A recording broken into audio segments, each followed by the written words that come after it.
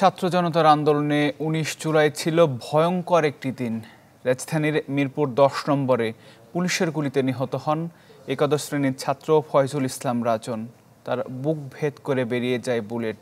ক্ষতচিহ্ন রেখে যাওয়া T shirt জড়িয়ে এখনও ডুকরে কাঁদেন তার মা। মাকসুদুন নবীর রিপোর্ট।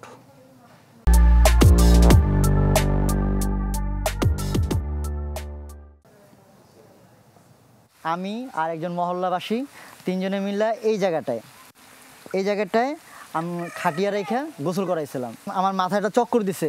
তখন আমি বলছি হুজুর দেখেন, আমি তো আমার ছোটো ভাইয়ের গুলিবিদ্ধ দেখো, আমি গোসল করাইতে আমার মনে কষ্ট হচ্ছে। তখন আমি আবার চোখ আমার নিজে আড়াল করে গুলি থেকে ওই বুলেটের ওখান থেকে আমি শরীরে সাবান টাবান দিয়ে আমি নিজেই গোসল করাইছি, তারপর কষ্ট হইল।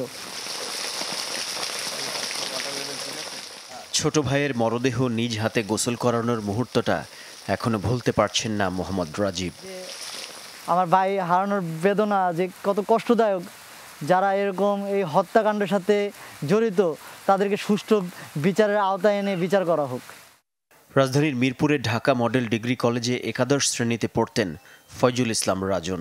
একটি দোকানে কাজ করে জোগাড় করতেন নিজের লেখাপড়ার খরচ। গেল ১৯ জুলাই মিরপুর ১০ নম্বর গোলচক্করে ছাত্র আন্দোলনে নামলে পুলিশের গুলি ভেদ করে রাজনের বুক। বুকে এই জায়গায় লাগছে, এই জায়গায় লাগিয়ে দিকটা বাইরে গেছে, এরকম একটা ইয়ার মতো হয়েছে। এইটা এই পিছনের সাইডটা আমার মেয়ে আর আমার মেয়ের জামাই আজমল হাসপাতাল রাত ১টা থেকে ১:৩০ পর্যন্ত অপেক্ষা করি। লাশ লয়ে আই মাইশেলে মার লাশ কান্দে, আমি লিছি ছেলের লাশ কান্দে।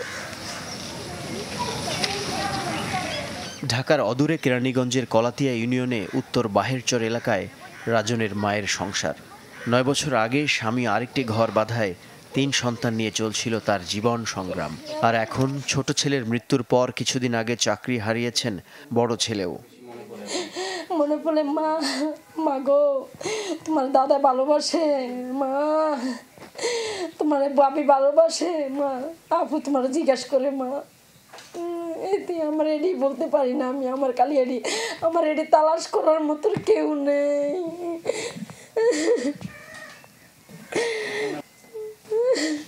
আমি এদের বিচার চাই, এদের বিচার না আমি না পাইলে কেমনি আপনারা করবেন। রাজন হত্যাকাণ্ডে শেখ হাসিনা, ওবায়দুল কাদের ও নানক সহ ২৪ জনের নামে মামলা করা হয়েছে। এখন পর্যন্ত মোটে ১০,০০০ টাকা নিয়ে পরিবারটির পাশে দাঁড়িয়েছেন একজন। মাকসুদুন নবী, চ্যানেল 24, কেরানীগঞ্জ, ঢাকা।